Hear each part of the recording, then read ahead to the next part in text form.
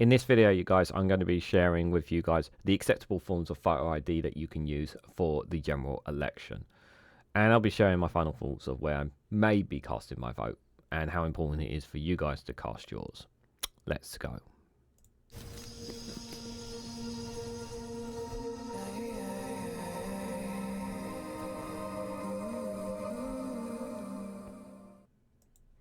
Good morning, good afternoon, good evening, wherever you are in the world. This is Reganelite here with a piece here reminding you of how important it is you need to cast your votes at the general election. And here I'm going to be reminding you guys of what forms of photo ID that you can be using at the general election.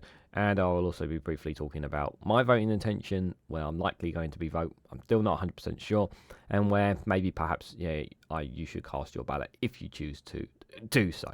But guys, just before we go further ahead, if you haven't already, please hit the like button and share us across social media so others are notified of this video. So let's just dive straight into it, I suppose. The accepted forms of photo ID. You can use any of the following accepted forms of photo ID when voting at a polling station. You only need to show one form of photo ID. This needs to be the original version and not a photocopy or a digital version. So this is really important, the concept here. You can't just photocopy an ID, or you can't use a digital version from your phone. I do think that needs to change in the future, a kind of digital version of some sort, something on your phone. I do think that's something down the line that a Labour government needs to look into. International travel passport issued by the UK or any of the Channel Islands, the Isle of Man, a British Overseas Territory or EEA state, or one Commonwealth country including an Irish passport card. So pretty much essentially, if you have a UK British passport, any of those, Isle of Man, British Overseas Territory, that's an acceptable form of voter ID. I mean, it's literally what you use to go on holiday, your passport. So it makes logical sense for it to be one. A driving license issued by the UK, any of the Channel Islands, Isle of Man, or an EEA state. This includes a provisional driving license and a blue badge. So yes, if you have a provisional driving license, even if you don't have a driving license, that still qualifies for you as a voter identification, because you have your photo on there and your name on there. So it's a pretty good thing. So I would say this is very good if for a youngster, obviously, if they haven't gotten their driving license yet. If they've got a provisional driving license, that can pass obviously as one there. So that's really good. And then obviously the blue badge there, obviously for those with disabilities, which is obviously an ideal one. So local travel, older person's bus pass, which is funded by the UK government. So that's for older people. Disabled people's bus pass, funded by the UK government. And the 60+ London Oyster photo card, funded by Transport for London. So, but for some reason the student Oyster one is not validated, and I believe they got photos on them, so I'm not sure why that's not fair. Freedom Pass, again, that's another one that's entitled. The Scottish National Entitlement Card, issued for the purpose of consensual travel, including 60+ disabled or under 2022 bus pass. That's for those in Scotland. 60 and over Welsh consistency travel card. Disabled person's Welsh consistency travel card. A senior smart pass issued in Northern Ireland. Registered blind smart pass or blind person smart pass issued in Northern Ireland. A ward disablement smart pass issued in Northern Ireland. 60+ smart pass issued in Northern Ireland, and a half-fare smart pass issued in Northern Ireland. So pretty much most smart passes you have there in Northern Ireland would be acceptable form. Proof of age identity card bearing the proof of age standard scheme hologram. That's a pass card. Our government issued documents, biometric residence permit, a Ministry of Defence certificate form, a national identity card issued by an EA state, and a national identity card issued in Northern Ireland. So as you can see here, it does not state, and this is on the Electoral Commission website, it does not state here Veterans ID, which is obviously something that was told that if you don't have one, obviously that's you have to use something else, obviously. So if you don't have an accepted form of photo ID, you can apply for a free photo ID document known as the authority certificate. If you don't have an acceptable form of photo ID, if you're not sure whether your photo ID still looks like you, if you're worried about using an existing form of ID for any other reason, such as the use of a gender marker, obviously you need to register a vote before applying for the vote gender certificate. You can still use your photo ID if it is out of date, as long as it looks like you.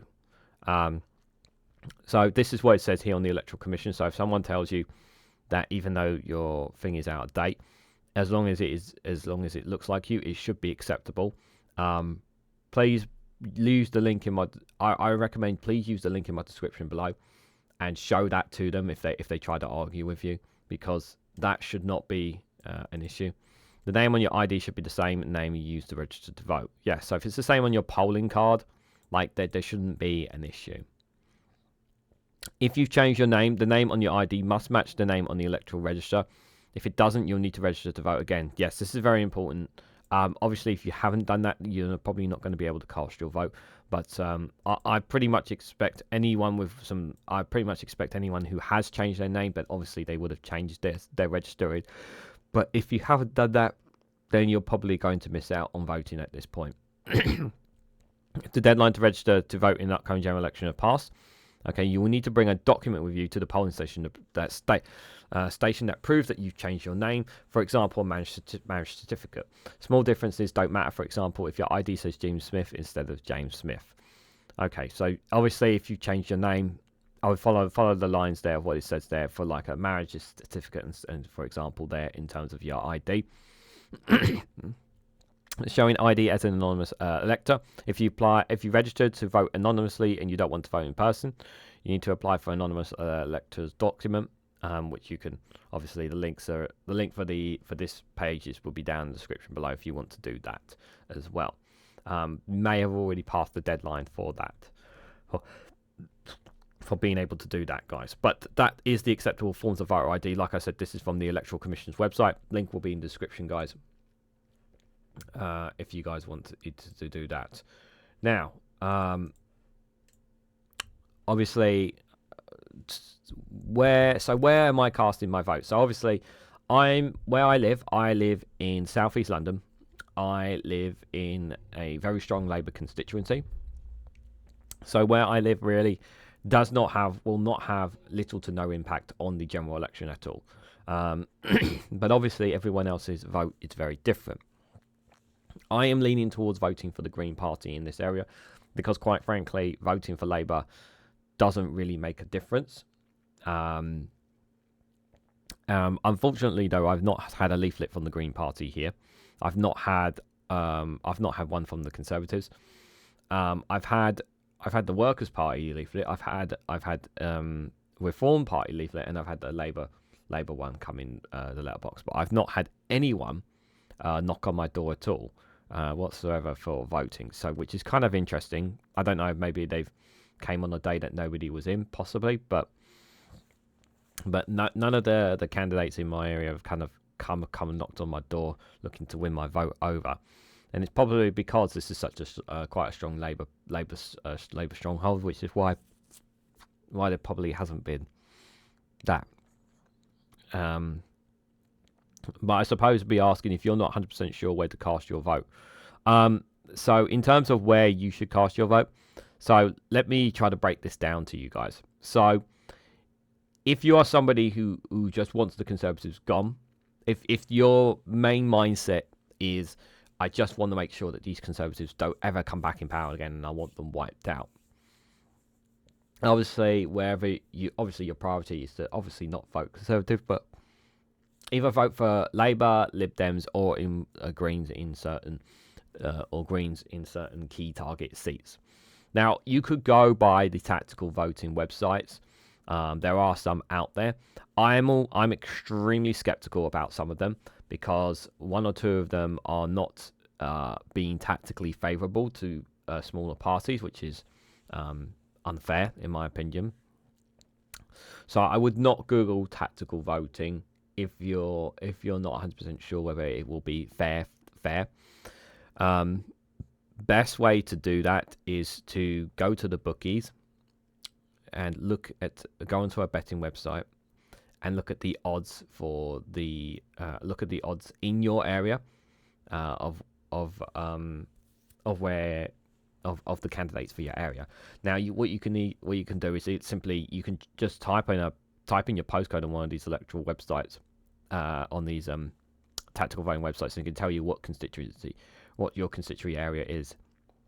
And then you can literally look at them up on the bookies and see what the odds are, who's the most odds in favour and whatnot.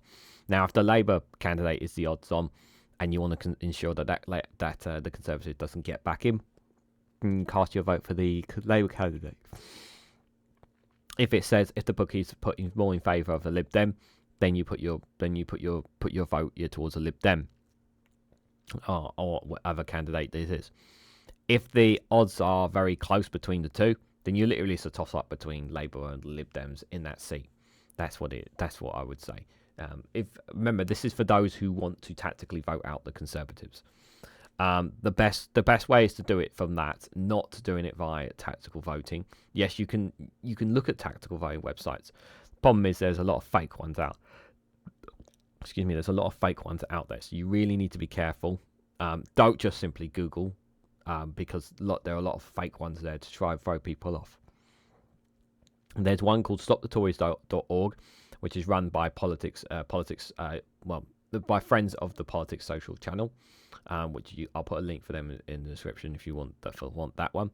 There was one other one which is produced by Best for Britain as well. I can't remember the name of it, but I'll put a link in the description once I remember what it is. I'll put it into below, which seems okay, but I'm very doubtful of it because one of the things that I'm really they think the best way to vote out the Tories in Bristol Central, for example, is to vote Labour instead of Greens. So they're clearly showing discrepancies there towards one party or another, where their purpose is supposed to be tactically voting out the Conservatives. I'm just putting that out there. So if you're not tactically if you're not wanting somebody, if you're somebody who's not who wants the Conservatives gone, but you're not really thinking about the Conservatives, you're thinking about who you want to cast your vote for the next government. So now you can obviously put your vote towards Labour, and I would have no issue with you doing that, and I can totally understand, maybe because you've seen their policies, and you've heard what Keir Starmer has to say, and you think, okay, he seems like a safe pair of hands. Is he perfect? No, but I think I'm going to put my faith towards Keir Starmer and Labour, and that's totally good. Or in Liberal Democrats, if you like what Sir Ed Davey has been saying, what these parties been saying, I would also say that obviously take things what they've said in debates as well, like Daisy Cooper has been in debates, Angela Rayner, how she's been as well, from interviews that you've whatnot heard of. Obviously, those are the main parties. Now, without a shadow of a doubt, we're either going to get a Labour government or a Conservative government. We're probably not going to get a Conservative government at this point. I think we're pretty hand on heart with that. It's just a case of how many seat votes is going to come that way. And I think that if I would try to say to vote with your conscience, I honestly don't want people voting reform, but at the end of the day, it is your vote, it is your choice to do so. If people ask me why Regan, you don't want people to cast their vote for reform, because Nigel Farage is a proven liar. He has lied to you before, and he will lie to you again. He's just like Boris Johnson. He's just like Boris Johnson. The only difference is he's not as silly as Boris Johnson. He's a grifter and he's a manipulator, and he will continue to manipulate people. I don't see him making society better for anyone. You know, he pushed and campaigned on Brexit, and you look at where we are now. I mean, you can argue till the cows come home about the kind of Brexit they want. Regardless of whatever kind of Brexit, we're still worse off. He's not taking ownership and responsibility for his mistakes, or his part in that. You know, a real person a real woman will take ownership and responsibility for their mistakes, and he has not done that. So I really, some of you just generally think that because of all the other politicians, you think, yeah, of what you've got within politics in the circle, and you think Nigel Farage is outside that circle. No. Nigel Farage is not outside that circle. He's in that circle. The only problem is you don't see him in that circle because he's not been in the House of Parliament. Don't be fooled, is what I will say. At the end of the day, if you're going to cast your vote for reform, just remember that if things get worse, if he ever gets into power, just remember that. Remember the lies that he has told you, and he's said that things will be better. When you remember that, remember this is the risk that you take by backing Nigel Farage. But at the end of the day, it is where you cast your vote. At the end of the day, if you want to straight up ask me, you're not like in your area. I'm not going to go for every single area. I'm not going to do that. But if you want me with who I should vote for, like, I have all the manifestos covered. If you want to have a look at some of them and hear some of my thoughts and feedbacks on some of the manifestos, please go right ahead. If you are in Scotland, I strongly recommend voting for the SNP. They are the best intention, especially for independence, as well as a lot of their policies. If you are in Wales, I would recommend you push for Plaid Cymru.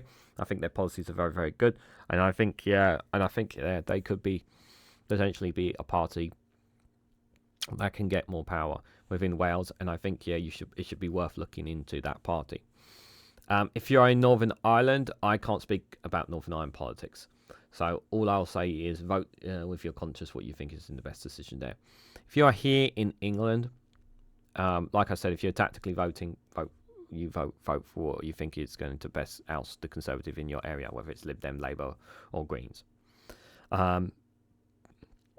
But depending on where you are, it depends. It depends where you live, really, where you cast your vote. But I'm leaning towards voting Green. Now, if you want to vote Green, great. They'll be more than happy to have your vote. But if you feel that none of the big parties you're comfortable about voting for any of the big political parties, then vote for an independent. Then vote for the Bonds-Raising Leaning Party. But whatever you do, don't not vote. Don't not cast your vote. Don't not have a say in this general election. Please, please, please make sure you take a correct form of identification when you go to the polling station. Please make sure you have your say at this general election.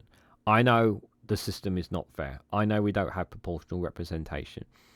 But that doesn't mean that your vote still doesn't matter. Just because of where I am and that my vote's not going to make the biggest of difference doesn't mean that I still don't want to have a say in this general election. And the same will be said to you. So please, I understand how you feel about politics and how put off by you are, but please, please vote. Please cast your vote and please make your voice heard, regardless of our indifferences. Everyone's votes matter. Everyone's voices matter. And that's really, really important to highlight. So bring the correct ID and make sure you cast your vote. So let me know what you guys think in the comment section down below. Let me know what you guys thought of that. Do you have the correct form of voter ID? If not, what are you going to do? What are you going to do about it? Have you spoken to other friends and family? Are you encouraging them to vote too? Make sure you have your voice said. Where are you casting your vote? And if you want to share a bit more about why you're casting your vote for that party, feel free to let me know in the comment section down below.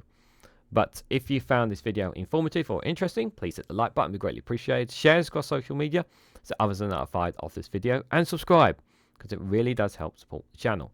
And if you want to go one step further, financially support me and the work that I do here, you can do so by becoming a YouTube member for as little as 99p, or join me on Rumble or Patreon for exclusive content on those platforms. So thank you all so much for watching. Hope to catch you all very, very soon.